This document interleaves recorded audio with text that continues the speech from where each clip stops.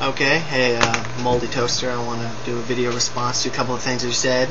And first off, I want to apologize. My webcam's a piece of shit. The audio is going to be shitty, so foregoing, apologize for that. And also, I may touch on a few topics that a couple other guys may have touched on, so I also apologize for that. Also, if I sound like a dick, I apologize for that as well. I use my hands a lot, so you'll probably make fun of me for that. Anybody will. But, okay. First thing I would like to talk about is the Creative Zen versus iPod comparison that you did. You said yours, it's a little bit thicker, but it's not as wide, so you prefer that. And you also commented about the light-up buttons. I know someone else already touched on this, but I'd like to touch on it again because I actually used to be an iPod user, now I'm a Creative Zen user. And I love my Zen. I love the fact that it got to radio, I can record off of radio, and I love, pictures and backgrounds and all that fun stuff. But the first thing I want to comment on is, funny thing, the older iPods, I had an old G3 15 gig, and you probably can't see that well, but it got 4 buttons up here, and they actually light up, so that's kind of funny that they changed that. But on the iPod, there's only 5 buttons, so that's pretty easy to, remember. I used to use my iPod outside in the dark all the time, listening to music on walks and stuff, and pressing the buttons, I could do it in my pocket, and it didn't bother me, for like playing pause and stuff. So I think that's kind of disfounded, but I do like the light up on the Creative Zen. Another thing you mentioned that the Creative Zen has a background screen, whereas the iPod you can't choose a photo to be a background. And I personally don't use the photo feature for the background because for me it finds that the text is hard to read. But that's my personal thing. I am currently using a photo, so I guess I'm kind of being a hypocrite there. Okay. You mentioned that the Zen is thicker and the iPod is wider. I personally would like the Zen to be thinner, but either way it doesn't bother me. Like, the iPod's width doesn't bother me and the thickness of the Zen doesn't bother me. My main thing with the Zen, you don't like the iPod because it doesn't have a radio, so you think the Zen is better. Well, the iPod came out and it was supposed to be simple, plays digital audio only, and that's what Apple likes to do. They like to make a product or software that works with one thing. Keep it as simple as possible, the old saying, keep it simple, stupid, and go with it like that. When Zen came out, they're like, we need to compete with iPod. It's blowing the hell up out of the MP3 market, so we'll add radio, all this other fun features, which I think is great. I think it does make it a better MP3 player. I love my Creative Zen. I used to have an iPod. It broke after 4 years, so my friend gave me a Zen, and I'm loving it ever since. I also like the Zen's more compatible with video codecs like AVI, and the iPod's only compatible with a couple. Not an expert, never owned an iPod video. Okay, next, this is probably going to be long, maybe 1, 2, maybe even 3 videos, so I apologize again. Next thing I would like to say is the game port on your controllers, a D915 port if you want to get technical. But first thing I would like to say is that's pretty much dead now. They're going to USB. I used to have a computer that couldn't read USB controllers because it was a 98. This was like 4 years ago because I'm kind of slow when it comes to getting the new PCs. And I went to Best Buy and they only actually had one game port controller. So they've been phasing out for the last couple of years. And Windows Vista doesn't even support game port anymore. But people like Sound Blaster Creative, they're going to be they may still make drivers for it. Most likely, I don't know. Don't own Vista. Also, another thing about that is on the new Xfi sound cards. Sorry, I am got to interrupt. On the new Xfi sound cards from Creative, their basic one, the Xfi Extreme Gamer, it doesn't have a game port. And you may say, well, the Xfi Extreme Gamer Fatality does have one, and I would say that's because it's based on the Pro and the Elite cards. And you may wonder, well, why do those cards still have the game port? I'm kind of contradicting myself because yes, these do. But the game port also doubles as a MIDI port for MIDI keyboards and other audio devices, so that's why a lot of the other higher end sound cards still have them. I'm talking really fast, I apologize. But I've had about 4 computers in the last 3 years, and 2 different actual sound cards that weren't on board.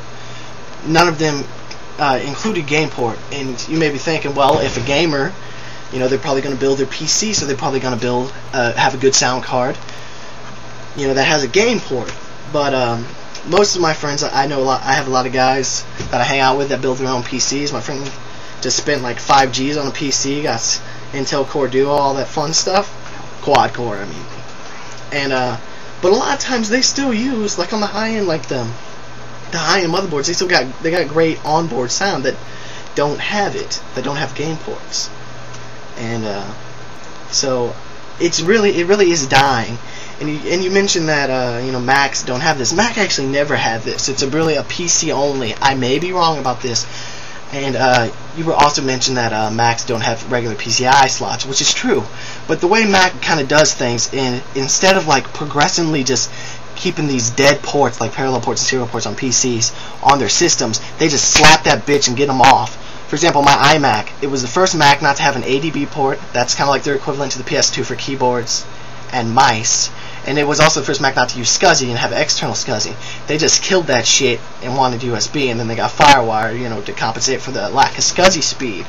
So that's kind of how Apple does it.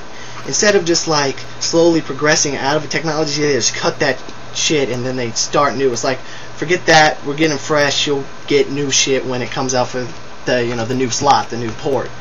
And that's just something they do. Man, this video is getting long and I've only touched on 2 things, so I apologize for that. Next thing, you mentioned that the VCD, and a few other guys, G-Wrath did it in his video that shows you can play VCDs similar to how you actually have to do it on Windows, because it's not just like busted in Open Media Player and plays. You kind of got to go through for the file. It's the same on QuickTime, Mac, and Windows, or similar, I guess I should say.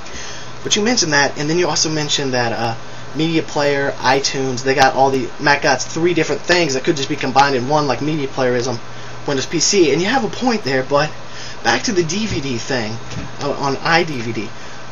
I haven't had a copy of Windows XP, I don't know about Vista, but Windows XP that actually has built-in DVD support. As far as just install Windows, I can play DVDs. Most of the time you have to download a codec or a program. I still do every time I have to reinstall Windows, which isn't that often anymore. And so maybe I'm wrong, maybe Vista has DVD player included, maybe Media Center hasn't included. I only can tell you about Windows XP Pro because that's what I'm used to. And I just wanted to throw that out. You use VCDs a lot. I don't. I use DVDs a lot. I assume you do too, but I just wanted to throw the DVD compatibility out. And back to Media Player versus iTunes. With the Creative Zen, I'm kind of throwing back a little, I apologize. With the Creative Zen, you have to use either their built-in software, which I don't like at all, or Media Player. And Media Player is pretty easy to use, but iPod's interactive with iTunes is a whole heck of a lot easier. You just plug it in, zap, the music's on it and stuff. But iTunes, what I hate about iTunes is it's almost borderline impossible if you download a lot of music like I do. I'm not going to say that I own all legal music, but like many of people, I download music illegally, and it's hard to get album art on iTunes, but it's really easy to get album art on Media Player. So that's one thing I like about Media Player. Okay, let me jump on to the next thing. I got a couple minutes. I'm going to end this and probably do a part 2. So I apologize for the length of the video and how fast I'm talking. You mentioned the hard drive size. Now, it says on your actual hard drive, I'm assuming it's a Seagate 750 gigabyte. You actually show the physical hard drive, and I'm not sure which part of your video, but you show it, and it says 750 GB. And actually, funny thing, like Gareth said this, but he wasn't too clear personally. Now, I'm not trying to insult him. He wasn't too clear for even me to get, and I knew what he was talking about.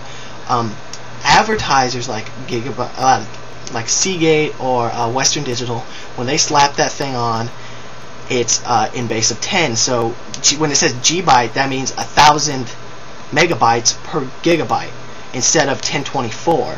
So that's really the difference. Is it's the manufacturer, so you're going to lose that massive amount. You're really losing so much because you got such a big drive, because it's a whole bunch of 24 megabytes lost here and here off of each gigabyte. Now I'm going to end this, pick it up on another video. I apologize, so please stay tuned. Jump onto the next part. It'll probably be linked somehow.